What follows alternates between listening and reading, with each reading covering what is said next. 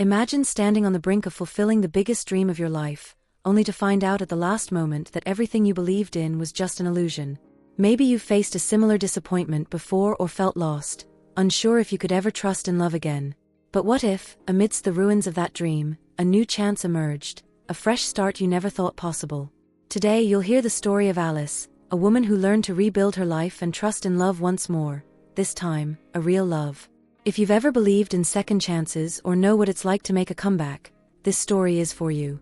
It was a sunny morning in Edinburgh, with the city's ancient streets bathed in a soft golden light. Father Vincent, a man of kindness and highly respected by the community, was driving through the city in his modest car, with an important mission on his mind. He would be officiating the wedding of Alice and Gail, an eagerly awaited event in the city and for Gail's prestigious family. Alice is a hopeful young woman with a heart full of dreams. Since she was 15, she has cherished a pure and sincere love for Gail, who now at 25, is about to become her husband. Gail is the heir to one of the most influential and wealthy families in Edinburgh, the son of a prominent millionaire in the region. His life has always been surrounded by luxury and privilege. To Alice, Gail represents the dream of a secure and happy life, a love built on precious memories and promises of an eternity together. However, Father Vincent, with his perceptive gaze and faith in truth, feels a premonition as he approaches the cathedral.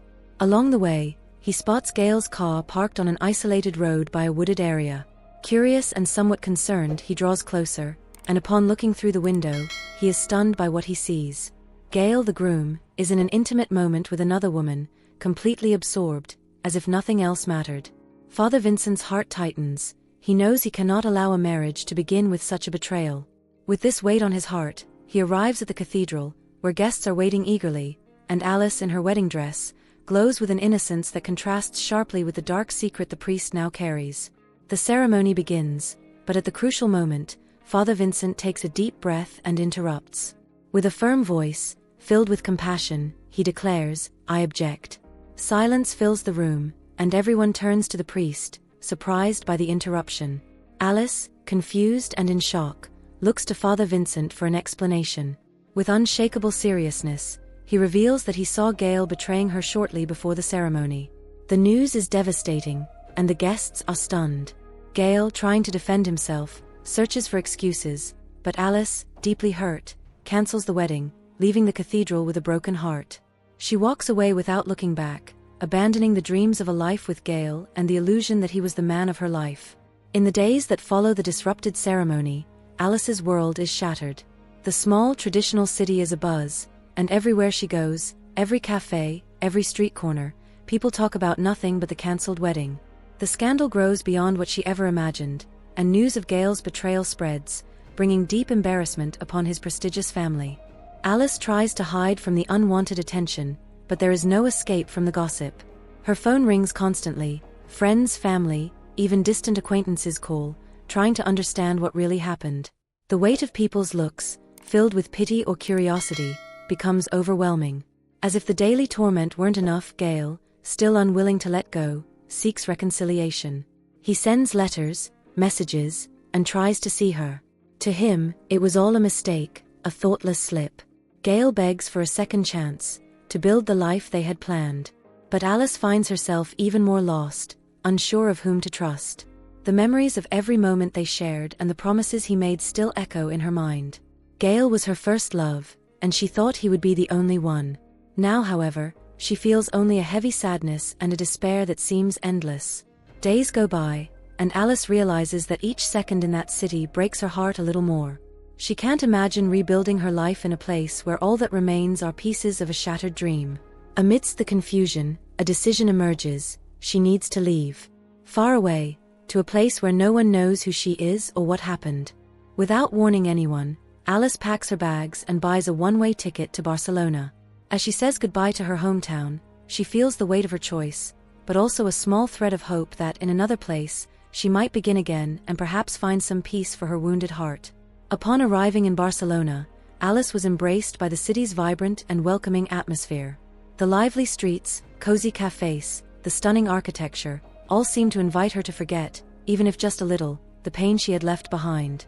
It was there, among strangers, that she felt she could rediscover herself, free from the weight of expectations and judgments. In Barcelona, time began to move at a different rhythm for Alice. The pain was still there, but the city seemed to hold a charm that gradually filled her heart. The mornings invited her to explore. She wandered aimlessly through narrow streets, discovering the life that pulsed around every corner. Barcelona embraced her with its vibrant energy and colors, and Alice allowed the city to slowly bring her a sense of peace. One afternoon, while visiting the Mercat de Sant Josep, the city's famous market, something unexpected happened. Alice was at a craft stall, admiring a beautifully decorated seashell that had caught her eye. As she held it in her hands, marveling at the delicate carvings, she noticed someone beside her, also interested in the same piece. Looking up, she found herself meeting the intense gaze of a smiling man with a playful expression. He was tall, with slightly tousled hair and a presence that seemed to fill the space. "It seems we have similar taste," he said with a light-hearted tone. Alice gave a small smile, unsure if she should hand over the shell or keep it. It was a curious situation, and she couldn't help but laugh, which broke the tension between them. "Well, I think I saw it first," she replied, playing along. "Then, how about we make a deal?" His smile grew wider. "I take the shell today, and in exchange, I'll buy you a coffee." The invitation caught her off guard, but something about this man made her feel at ease. She couldn't quite explain it, but she sensed a strange confidence, a lightness that seemed to radiate from him. And so, she accepted. They went to a small cafe nearby, took a table facing the street, and time simply passed. His name was Louis, and he was Italian. They talked about life, the quirks of Barcelona, and their impressions of the city, and soon, Alice found herself sharing more about her own life than she expected. Louis, too, didn't hesitate to open up about his own story, a man who, like her, had known the bitter side of love. As the days passed, they met more and more often. Alice joined him on walks through the city's most enchanting areas, where each little street seemed to hide a secret, and he guided her to explore local treasures she would never have found on her own. Louis knew the best cafes, the oldest bookstores, and even a few secluded beaches where one could hear nothing but the sound of the waves and the wind. Louis also introduced Alice to his two sons, Luca and Marco, two lively and curious boys who quickly grew fond of her. One afternoon, during a picnic, the boys surrounded her with laughter and playful antics, and for the first time in a long while, Alice felt completely happy. There was something about the simplicity of that moment, about the family that seemed to form naturally around her, that filled spaces in her heart she hadn't even realized were empty. Yet Alice remained cautious. Her heart, still scarred and wounded, hesitated to trust again, and Louis respected that. He never pushed, never pressured. Instead, he became her friend, her safe harbor, offering the support and calm she needed to heal. With each passing day, the connection between them grew stronger, like a delicate bond built slowly with respect and kindness. Louis understood the pain of disillusionment, and because of this, he knew how to guide her out of it, without haste, simply by being by her side. Then one night, under a clear sky with stars shining above the city, they sat on a lookout point with a sweeping view of Barcelona. The wind played with Alice's hair, and she, without realizing it, felt something inside her had changed. She looked at Louis, and he looked back with a tenderness she had never known. That silent, profound moment made Alice realize that maybe, just maybe, she could trust in a new beginning. As the months went by, the connection between Alice and Louis became undeniable. The bond they had built was solid, like an anchor amid the storm of their pasts. Their days were filled with quiet walks, impromptu dinners, and playful moments with Louis's sons, Luca and Marco, who seemed happier every day. It was as if, alongside Alice, life had taken on a new color. But not everyone saw this union with approving eyes. Marta, the nanny who had cared for Luca and Marco since birth, couldn't hide the resentment she felt watching Alice slowly enter Louis's life. Marta had known Louis for years, cared for his children with dedication, and deep down, harbored feelings for him. Caught up in this new phase of her life, Alice hadn't noticed the discomfort her presence caused the nanny, but Louis, ever observant, noticed Marta's increasingly cold stares and shorter responses. One day, while Alice was distracted reading a story to the boys, Marta approached with a calculated air, waiting for an opportunity to put her plan into action to drive Alice away for good. She drew closer with a sorrowful expression and invited Alice for a talk in the garden. "Alice, I need to speak with you," Marta said, her tone serious. "I think it's only fair you know something that may have been kept from you." Alice, surprised, set the book aside and followed Marta to a more private corner of the garden. Marta sighed, as if she had a heavy burden to share, and then continued. "Louis and I have a history. A special relationship. It's not something he talks about openly, but the truth is, we've shared intense moments, she said, leaving her words hanging, carefully planting seeds of doubt. I've always been here, by his side and the boys. He trusts me like no one else. Alice stood frozen, processing the words. Marta's tone was suggestive, carrying an unspoken authority, as if revealing something inevitable. Marta went on. I thought you should know, before things get more complicated. Louis and I have a deep connection, and we're only keeping things discreet for the boys' sake. Deep down, he knows that I'll always be there for him, no matter what happens. Marta's words were like sharp knives driven into Alice's heart. She tried to keep her composure, but she couldn't hide the hurt and shock. Her heart, still healing from the wounds left by Gale, ached with the same pain as before. Alice couldn't believe that after everything she'd been through, she was once again facing betrayal, her trust shattered all over again. In the days that followed, Alice distanced herself from Louis. He noticed her coldness and the growing distance, but couldn't understand why. He tried to speak with her, but Alice remained reserved, refusing to open her heart. Memories of Gale and his betrayal were still fresh, and now with Marta insinuating a secret connection between her and Louis, Alice felt lost, unsure of what to believe or who to trust. Finally, unable to bear the anguish and doubt any longer, Alice decided to confront Louis. One afternoon, she found him alone on his balcony, the boys playing in the yard. Her eyes carried a mixture of hurt and distrust as she looked at him. Louis, tell me the truth. Is there something between you and Marta? The words escaped as a painful whisper, as if each syllable carried a piece of her heart. Louis, surprised and confused, stared at her, trying to process what she was implying. Marta and me? Alice, where did you get that from? He stepped closer, trying to understand, but Alice took a step back, keeping her distance. She told me that you share something special, something you only keep secret for the boys' sake, Alice continued, her voice trembling with anger and sadness. Louis, I couldn't bear to be deceived again. I believed that with you, it would be different. Louis took a deep breath, trying to stay calm, but the pain in Alice's eyes hit him like a blow. He knew how much her heart had suffered and understood how this insinuation, this doubt, could destroy her. Alice, look at me, he said, his voice firm but filled with tenderness. Marta has never been more than a friend and a caretaker for my children. There was never anything between us, and if she suggested otherwise, it was only to hurt you. Alice remained silent, battling the wave of emotions washing over her. She wanted to believe Louis, but Marta's words still echoed in her mind, casting a shadow over what they were building together. I trust you, Alice, Louis continued. And I understand that it's hard after what you've been through, but I want you to know that you're the only person I think about. I don't want a life with anyone else but you. Finally, after a long silence, Alice took a deep breath and looked into Louis's eyes, allowing herself to believe in the sincerity she saw there. They embraced, and in the warmth of that hug, Alice felt her doubts and pain begin to fade. After this incident, Louis decided that Marta could no longer be a part of his and the children's lives, realizing that her presence posed an obstacle to his future with Alice. Over time, the wounds healed, and their trust grew stronger. Together, Alice and Louis moved forward, building a solid true love that banished the shadows of the past. A few months later, Alice and Louis were stronger than ever. Their relationship had solidified, built on patience, respect, and trust. Alice, once burdened by a heart marked by pain and fear of betrayal, now radiated a new energy.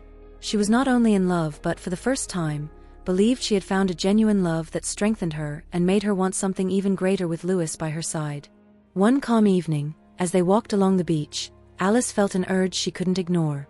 The city lights reflected off the waves, and the breeze caressed their faces.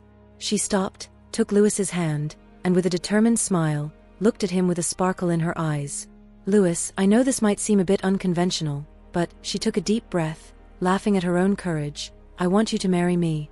Louis looked at her, his eyes wide with surprise, an expression that mixed astonishment and joy. He smiled, a little flustered, and couldn't help but laugh, charmed by her boldness. Wait, he said, laughing. Are you proposing to me, Alice? I am, she replied without hesitation, a playful smile on her face. But there's more. I want to marry you in my hometown. In the same church where I once cried, I want to now celebrate a true love. I want it to be there, with Father Vincent, who witnessed everything I went through. I want to transform that place, that moment, into something new and beautiful. Lewis remained silent for a moment, absorbing every word.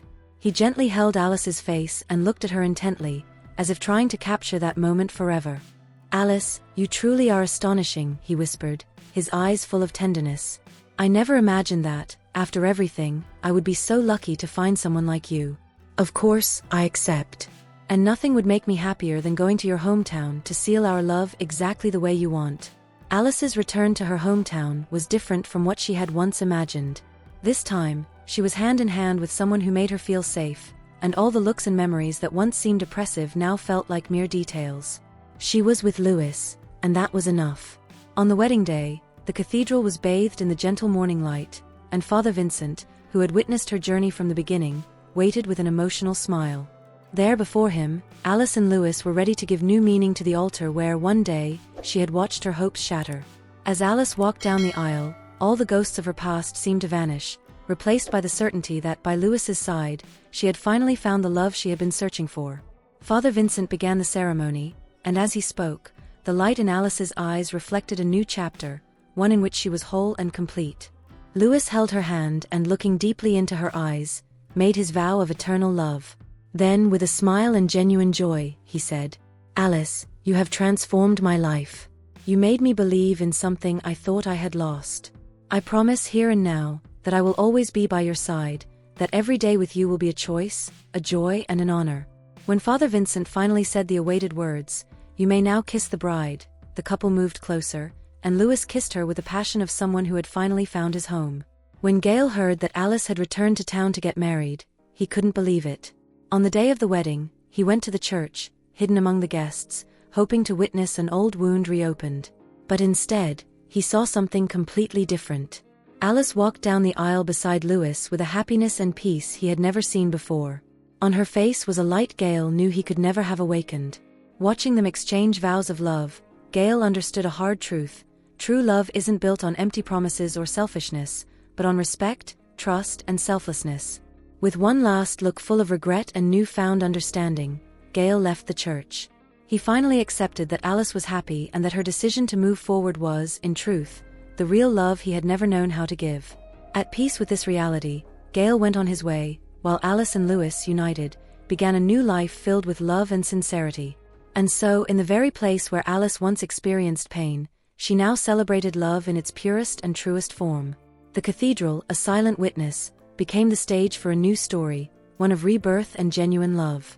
Alice and Lewis, surrounded by those who truly wished them happiness, walked out of the church as husband and wife, ready to build a life together.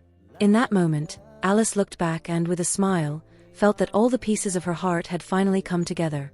She had found the love she always deserved and knew that with Lewis, each day would be a new beginning. Did you enjoy this journey of love and new beginnings? If this story of resilience and discovering true love moved you, don't forget to leave a like and subscribe to the channel. That way, you won't miss any of the touching stories coming your way. Thank you for watching, and see you next time.